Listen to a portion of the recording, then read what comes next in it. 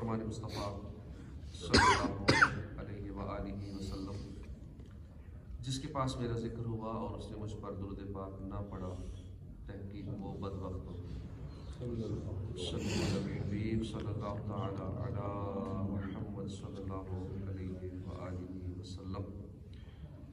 14واں پارہ سورہ نحل کی آیت نمبر 24، 25 اور 26۔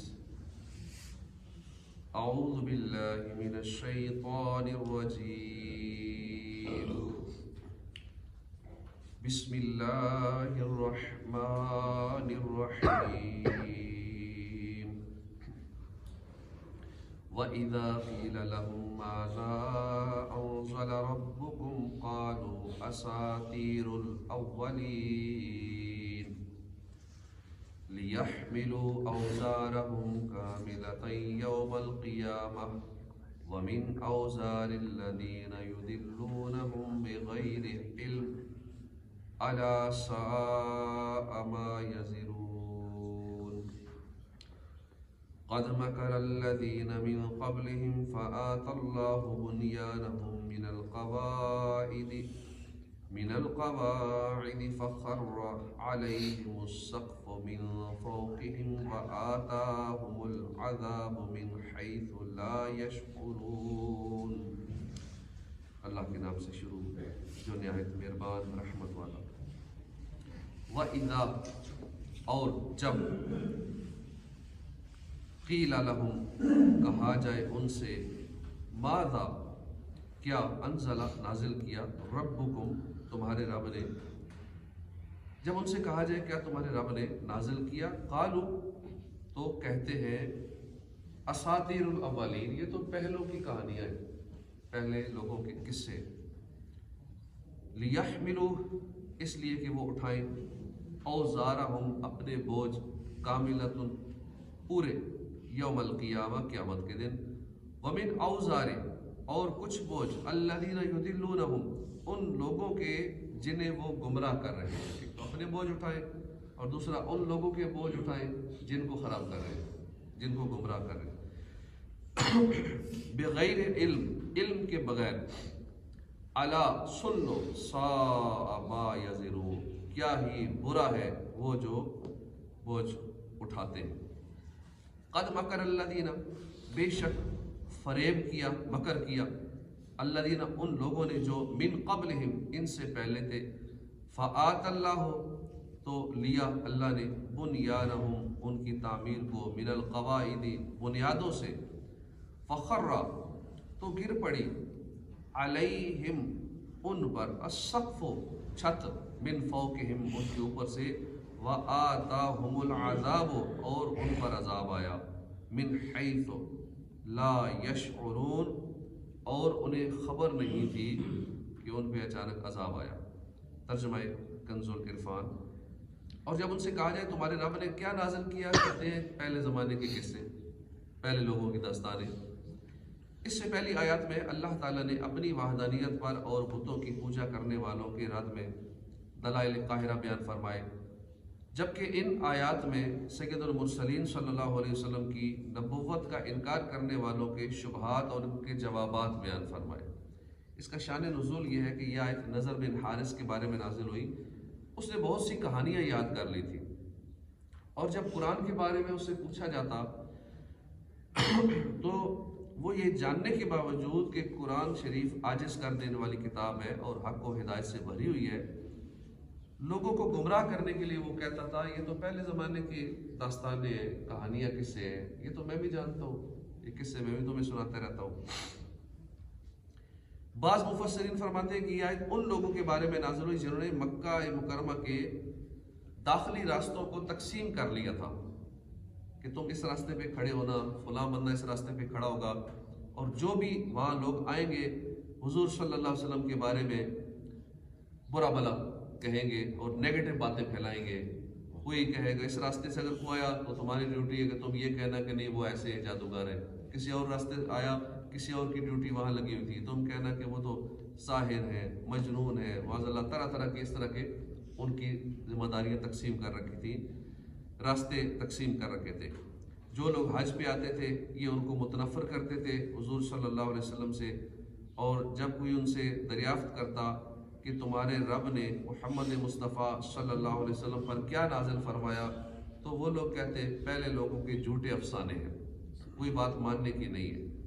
جبکہ صحابہ کرام سے جب ان کی ملاقات ہوتی تو وہ انہیں تاجدار رسالت صلی اللہ علیہ وسلم کی صداقت اور نبوت کے بارے میں بتاتے تھے۔ لِيَحْمِلُوا أَوْزَارَهُمْ كَامِلَةً يَوْمَ الْقِيَامَةِ، اس لیے کہ قیامت کے دن اپنے پورے بوجھ اور کچھ ان لوگوں کے گناہوں کے بوجھ اٹھائیں جنہیں اپنی جہالت سے گمراہ کر رہے ہیں۔ سن لو یہ کیا ہی برا بوجھ ہے، یعنی جن کافروں نے لوگوں کو گمراہ کرنے کے لیے قرآن پاک کو پہلے لوگوں کی داستانیں کہا، ان کا انجام یہ ہے کہ وہ قیامت کے دن اپنی گناہوں اور گمراہی کے بوجھ پورے اٹھائیں گے، اور ساتھ ان لوگوں کے بھی گناہوں کے بوجھ اٹھائیں گے جن کو گمراہ کرتے رہے گا۔ اس آیت سے دو باتیں معلوم ہوئی۔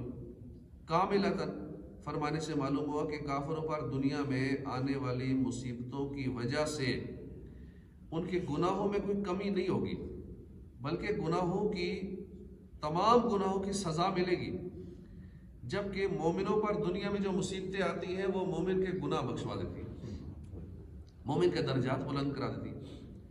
مصیبتوں سے مومن کے گناہ مٹنے کے بارے میں حضرت بریدہ اسلمی رضی اللہ عنہ فرماتے ہیں، میں نے نبی کریم صلی اللہ علیہ وسلم کو فرماتے سنا کہ مسلمان کو جو مصیبت پہنچتی ہے، حتیٰ کہ کانٹا بھی چبھے تو اس کی وجہ سے یا تو اللہ اس کا کوئی گناہ مٹا دیتا ہے جس کا مٹانا اسی مصیبت پر موقوف تھا، یا اسے کوئی بزرگی عطا فرماتا ہے کہ بندہ اس مصیبت کے علاوہ کسی اور ذریعے سے اس تک نہیں پہنچ پاتا۔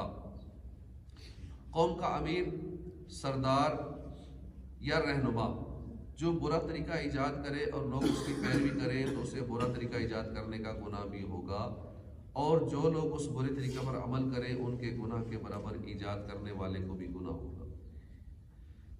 اس کی مزید وضاحت ان احادیث میں ہے۔ حضرت ابو ہریرہ رضی اللہ عنہ سے روایت ہے، رسول کریم صلی اللہ علیہ وسلم نے فرمایا، جس شخص نے ہدایت کی دعوت دی اسے اس ہدایت کی پیروی کرنے والوں کے برابر اجر ملے گا، اور پیروی کرنے والوں کے اجر میں بھی کوئی کمی نہ ہوگی، اور جس شخص نے کسی گمراہی کی دعوت دی اسے اس گمراہی کی پیروی کرنے والوں کے برابر گناہ ہوگا، اور پیروی کرنے والوں کے گناہوں میں بھی کوئی کمی نہیں ہوگی۔ حضرت جریر بن عبداللہ رضی اللہ عنہ سے روایت ہے، حضور صلی اللہ علیہ وسلم نے فرمایا، جس نے اچھا طریقہ ایجاد کیا، جاری کیا، پھر اس پر عمل کیا گیا تو اس کے لیے اپنا ثواب بھی ہے اور اس سے عمل کرنے والوں کے برابر ثواب بھی ملے گا، جبکہ ان کے ثوابوں میں کوئی کمی نہ ہوگی۔ اور جس نے برا طریقہ جاری کیا پھر وہ طریقہ اپنایا تو اس کے لیے اپنا گناہ بھی ہے اور اس پر عمل کرنے والوں کے برابر گناہ بھی ملے گا، جبکہ ان کے گناہوں میں بھی کوئی کمی نہیں آئے گی۔ تو اس میں ہمارے لیے جو لوگ اچھے نیک کاموں کا آغاز کرتے ہیں ان کے لیے بہت بڑی خوشخبری ہے کہ ایک تو خود جو کام کرتے ہیں اس کا ثواب ملے گا، اور پھر اس کام کو جو انہوں نے آگے جاری رکھا یا جاری رکھنے میں معاونت کی، تعاون کیا، تو آئندہ نسلیں جب اس کام پہ عمل کریں گی، اس نیک کام پہ، تو ان کو ثواب ملے گا شروع کرنے والوں کو۔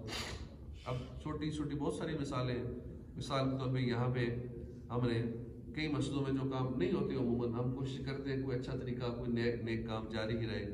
اب جیسے ہم نے یہاں صبح صبح فاتحہ شریف کا سلسلہ شروع کیا، اور عموماً کہیں ایسا ہوتا نہیں ہے، میں نے آج تک نہیں دیکھا کہیں ایسا ہوتا ہو، روزانہ لنگر ہوتا ہو یا جس طرح جمعرات یا لوگ برسی کرتے ہیں، ایسا کچھ سامنے رکھ کے کچھ تبرک، اور لوگ روزانہ دعا مانگتے ہو، اپنے والدین کو بھول جاتے ہیں، قریبی گھر میں فوتگی ہوتی ہے، کچھ عرصے بعد بھول جاتے ہیں، نہیں کرتے سال ثواب۔ تو یہ جنہوں نے یہ آئیڈیا دیا ان کو بھی ثواب، جنہوں نے ساتھ تعاون کیا ان کو بھی ثواب، جو جس انداز میں تعاون کرتے ہیں۔ اب یہ بیٹھنا بھی ایک تعاون ہے، حصہ ڈالنا بھی ایک تعاون ہے، اور اس کو پروموٹ کرنا بھی تعاون ہے، دعوت دینا بھی تعاون ہے، مسجد میں بیٹھ کر مسجد کو آباد کرنا یہ بھی ایک تعاون ہے۔ اب چونکہ اس نسل نے شروع کیا، اب 50-100 سال بعد ایک نئی نسل ہوگی، ہم میں سے کوئی بھی نہیں ہوگا، ایک نئی نسل یہاں بیٹھی ہوگی، نئے چہرے ہوں گے، نئے لوگ ہوں گے، ہم اپنی اپنی قبروں میں ہڈیاں بھی بکھر چکی ہوں گی، یہ تو 1-2 مہینے کے اندر ہی ہڈیاں بکھر جاتی ہیں نا۔ تو پھر جتنے نئے آئیں گے، اگر اس سلسلے کو کنٹینیو رکھتا ہے ہمارے مرنے کے بعد بھی، تو انشاءاللہ ہم سب کو ثواب ملے گا، کیونکہ ہم اس میں معاون اور مددگار اس نیک کام میں۔ اسی طرح اور بہت سارے نیک کام ہیں جو اس کو جاری رکھے گا. ہر جمعے کے بعد ہم ایک تبرک کا سلسلہ ہم نے کئی سالوں سے شروع کیا ہوا ہے اور ریگولر چل ہی رہا ہے. تو اب جس نے شروع کیا، جس نے وہ آئیڈیا دیا کہ ہر جمعے کے بعد تھوڑی دیر بیٹھ جائیں، تھوڑا سا درود پاک پڑھیں، کلام پڑھیں، تھوڑی سی نعت خوانی ہو جائے، تو یہ سلسلہ کریں، ماہانہ 11ویں کریں. اب جس نے آئیڈیا دیا، جس نے شروع کیا، جس نے تعاون کیا، جو اس میں شرکت کرتے ہیں، سب کو ثواب ملے گا. اگر یہ سلسلہ قیامت تک جاری رہتا ہے تو ان کو بھی ثواب ملے گا، شروع کرنے والوں کو بھی ثواب ملے گا، ان کے ثواب میں بھی کوئی کمی نہیں آئے گی. اسی طرح گناہ کا کام کو شروع کرتا ہے، بری چیز ایجاد کرتا ہے. سوشل میڈیا پہ لوگ غلط ویڈیوز، بری ویڈیوز اس طرح کی چھوڑ دیتے ہیں، اب وہ پھر ڈیلیٹ بھی نہیں کر سکتے، اتنی وائرل ہو جاتی ہے، کہاں سے ڈیلیٹ کریں گے.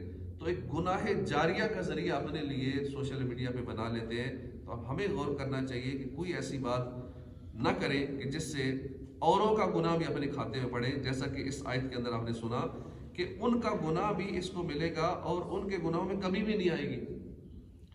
قد مکر الذین من قبلہم فآت اللہ بنیانہم من القواعد فخر علیہم السقف من فوقہم وآتاہم العذاب من حیث لا یشعرون. بے شک ان سے پہلے لوگوں نے مکر و فریب کیا تھا تو اللہ نے ان کی تعمیر کو بنیادوں سے اکھاڑ دیا اور اوپر سے ان پر چھت گر پڑی اور ان پر وہاں سے عذاب آیا جہاں سے انہیں خبر بھی نہ تھی. اس آیت میں اللہ نے ان لوگوں کی مثال بیان فرمائی جو اپنے انبیاء کے ساتھ مکر و فریب کرتے تھے.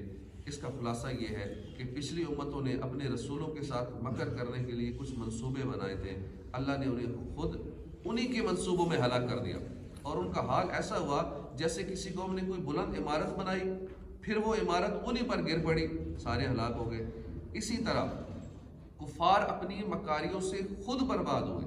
مفسرین نے یہ بھی ذکر کیا کہ اس آیت میں اگلے مکر کرنے والوں سے نمرود بن کنان مراد ہے. حضرت ابراہیم علیہ السلام کے زمانے میں روئے زمین کا سب سے بڑا بادشاہ تھا. اس نے بابل میں بہت اونچی ایک عمارت بنائی جس کی بلندی 5000 گز تھی اور اس کا مکر یہ تھا کہ اس نے یہ بلند عمارت اپنے خیال میں آسمان پر پہنچنے کے لیے بنائی اور آسمان والوں سے لڑنے کے لیے بنائی تھی. اور وہ اللہ تعالیٰ نے ہوا چلائی اور وہ عمارت ان پر گر پڑی، سارے ہلاک ہو گئے. اللہ سے لڑنے کے لیے اونچی عمارت بنائی، کتنا پاگل تھا. آج کل تو اس سے بھی اونچی عمارتیں دنیا میں بن چکی ہیں اور تو عمارت کی بھی ضرورت نہیں، جہاز کے ذریعے کہاں سے کہاں پہنچ جاتے ہیں. تو یہ انسان بڑا بے عقل ہے، بڑا بیوقوف ہے جو اللہ سے دشمنی لیتا ہے اور اپنے مکر کرتا ہے. اللہ پاک ہدایت نصیب فرمائے. آمین بجاہ النبی الامین صلی اللہ علیہ وآلہ وسلم.